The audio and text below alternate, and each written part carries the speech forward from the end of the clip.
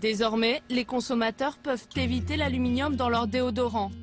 Mais ils n'ont toujours pas accès à des vaccins sans danger. Ces vaccins existaient pourtant, les laboratoires Pasteur les avaient inventés. Mais curieusement, ils ont été supprimés.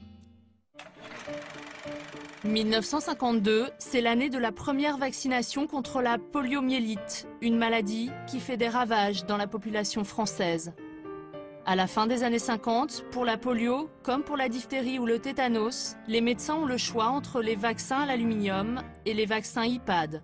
Dans les IPAD, l'aluminium est remplacé par le phosphate de calcium, un composant inoffensif pour le corps humain.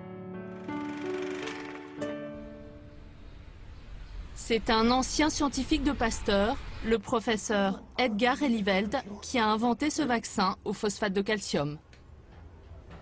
C'est un constituant naturel du corps humain.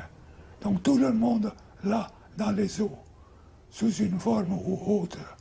Donc c'est pas toxique, c'est bien supporté et c'était donc de qualité supérieure que, pour moi, de l'aluminium. À partir des années 70, l'Institut Pasteur décide de produire à grande échelle les vaccins IPAD sans aluminium. Mais en 1984, un événement va bouleverser l'organisation de Pasteur. Le célèbre institut fusionne avec un géant de la fabrication de vaccins, l'Institut Mérieux. Pasteur, Mérieux, désormais même combat. Les deux instituts de recherche ont décidé d'unir leurs efforts. Ils ont signé hier un accord de collaboration. Pasteur-Mérieux devient, après le groupe américain Merck, le deuxième producteur mondial de vaccins. La nouvelle direction stoppe la production des vaccins inoffensifs au phosphate de calcium pour produire uniquement des vaccins à l'aluminium. Pour les chercheurs de Pasteur, cette décision est scandaleuse. D'autant que certaines études démontrent déjà que l'aluminium stimule la production d'IgE, autrement dit favorise les réactions allergiques. Dans un courrier, le professeur Léry, le patron de notre témoin, alerte le ministère de la Santé de l'époque. Cette lettre, le professeur Eliveld l'a précieusement conservée. Ce retrait du marché particulièrement dommageable, et ceci à plusieurs égards. Les publications portant sur les effets toxiques de l'aluminium sont de plus en plus nombreuses, poursuit le professeur Léry. Cet élément pousse à préférer des produits avec un autre sel minéral, comme le calcium. Le ministère de la Santé ne donnera jamais suite à ce cri d'alarme des chercheurs. Je suis convaincu, comme le dit le professeur Léry, que c'est une erreur considérable d'avoir retiré du marché les vaccins sur phosphate de calcium. Vous étiez en colère? Moi, j'étais dépassé, je ne pouvais rien faire. C'est pas moi qui décide, c'est la direction de Pasteur qui décide. La colère des chercheurs de Pasteur n'a rien changé et l'immense majorité des vaccins contient toujours de l'aluminium. Cela ne pose apparemment pas de problème de conscience à ceux qui ont opté pour cette formule tout risque. Marc Girard était directeur scientifique de Pasteur Vaccins au moment de la polémique. Il reconnaît que la décision d'arrêter les vaccins au phosphate de calcium est un choix avant tout industriel.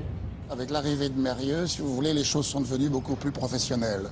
C'était des professionnels, c'était des industriels. C'est là où, dans un souci de rationalisation, l'Institut Mérieux a dit, écoutez, on laisse tomber le phosphate de calcium, tout le monde fait de l'hydroxyde d'aluminium. Pourquoi un souci de rationalisation? Parce que dans une industrie, c'est toujours plus compliqué d'avoir différents produits qu'il faut mélanger, pas mélanger, éviter de mélanger, etc. C'est plus simple d'avoir une ligne unique. Et comme la ligne unique était celle de tous les autres fabricants de vaccins à l'époque, donc c'était un peu normal de se tourner vers l'hydroxyde d'aluminium. Cette vision industrielle, Marc Girard continue de la défendre, même lorsque nous lui parlons des malades de la myofasciite à macrophages. Soyons clairs, par rapport aux milliers de millions de doses de vaccins qui sont utilisées dans le monde, ça représente un nombre infime. C'est 3 patients à Créteil ou je sais pas quoi. 1000 patients en France? 1000 patients en France.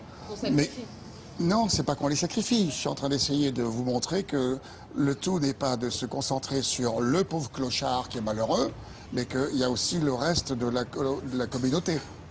Ce pauvre clochard, ce sont des centaines de malades sacrifiés par l'industrie pharmaceutique. Marc Girard va finir par reconnaître cet excès de cynisme. C'est vrai, votre réaction est tout à fait bien. Il faudrait faire quelque chose pour ça, et c'est un problème sur lequel on ne se penche pas, c'est vrai, je le reconnais, tout à fait. Il faudrait se pencher dessus.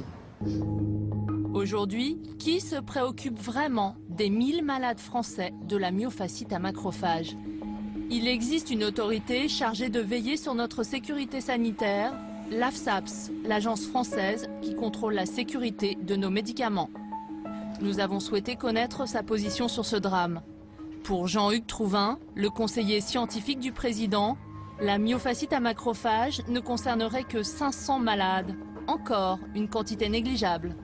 Nous avons moins de 500 cas qui nous ont été, en tout cas, notifiés et qui sont répertoriés. Alors admettons 500 cas, est-ce que c'est pas suffisant pour vous alerter? Les 500 cas, encore une fois, sont aujourd'hui analysés, nous alertent, ça c'est tout à fait évident, puisque nous continuons à travailler, nous cherchons à mettre en évidence une relation possible entre le vaccin et la pathologie qui nous est déclarée. Nous avons, depuis 20 ans, 30 ans que ces vaccins existent, un excellent, ce que l'on appelle, profil de sécurité au regard de ces vaccins. Pour l'instant, l'Agence de sécurité sanitaire ne souhaite pas remettre en cause les vaccins à l'aluminium. Il y a 3 ans, il existait encore une solution, un DTP sans aluminium. Fabriqué par Sanofi Pasteur, il a été retiré du marché. Pourquoi le laboratoire a-t-il supprimé ce vaccin sans danger pour Océane et les hypersensibles à l'aluminium? Pour le savoir, direction Lyon, chez l'un des leaders mondiaux de l'industrie pharmaceutique. De manière incompréhensible, le directeur scientifique va affirmer que son laboratoire n'a jamais fabriqué des vaccins sans aluminium. Les vaccins classiques, ceux qu'on donne aux nourrissons, vous avez dû avoir enfants, diphtérie, tétanos, polio, coqueluche, etc. Depuis la nuit des temps, j'exagère un peu, mais depuis très longtemps, c'est grâce à l'aluminium qu'on a des vaccins efficaces. Je n'ai pas connaissance de vaccins d'été polio, par exemple, sans aluminium dedans. Mais il y en avait un jusqu'en 2008, chez Sanofi. Il y a un vaccin qui était avec de l'aluminium qui a été retiré en 2008, mais il contenait de l'aluminium aussi. Ah non, je vous assure. Ah ben alors là, je suis désolé, je peux pas. Le DTP Sanofi Pasteur MSD, il est avec aluminium aussi. Quelques jours plus tard, nous avons reçu ce mail. Le directeur scientifique de Sanofi s'est trompé.